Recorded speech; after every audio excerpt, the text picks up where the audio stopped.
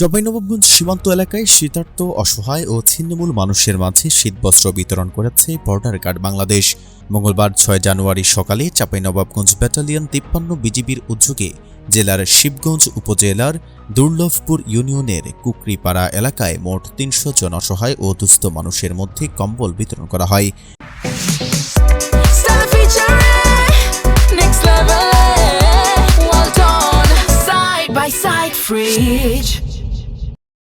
শীতবস্ত্র বিতরণ কার্যক্রমে প্রধান অতিথি ছিলেন Rajshahi sector commander colonel Syed Kamal Hossain. তিনি বলেন, তীব্র শীত ও ঘন কুয়াশার কারণে সীমান্তবর্তী এলাকার খেটে খাওয়া শীতার্ত মানুষের দুর্ভোগ লাঘবের জন্য বিজিবির পক্ষ থেকে এই কম্বল বিতরণ করা হয়েছে। বিজিবির সেক্টর রাজশাহী এর সেক্টর কমান্ডার হিসেবে আজকে আমরা রঘুনাথপুরে এসেছি। এখানকার চরাঞ্চলের দুস্থ মানুষ, তারা অত্যন্ত মানবতার জীবনযাপন করে।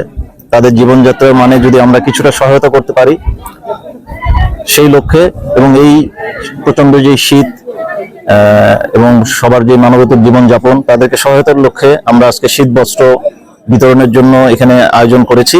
তিনি আরো বলেন, এ ধরনের মানবিক কার্যক্রম ভবিষ্যতেও অব্যাহত থাকবে। বিজিবির সকল ক্ষেত্রেই এবং সকল পক্ষ থেকেই এই প্রচেষ্টা জারি রয়েছে, যাতে আমরা সীমান্ত রক্ষার পাশাপাশি সীমান্তের বসবাসকারী যে সকল দুস্থ মানুষ রয়েছেন, গরিব মানুষেরা রয়েছেন, তাদেরকে আমরা যেভাবে পারি সেভাবে যেন সহায়তা করতে পারি। তো আজকের আমাদের এই শীত বস্ত্র বিতরণটা সেটারই একটি অংশ।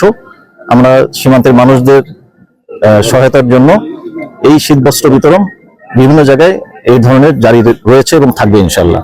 এ সময় আরও উপস্থিত ছিলেন চাঁপাইনবাবগঞ্জ ব্যাটালিয়ন ৫৩ বিজিবির অধিনায়ক লেফটেন্যান্ট কর্নেল কাজী মোস্তাফিজুর রহমান, সহকারী পরিচালক রফিকুল ইসলাম সহ বিজিবির অন্যান্য কর্মকর্তারা।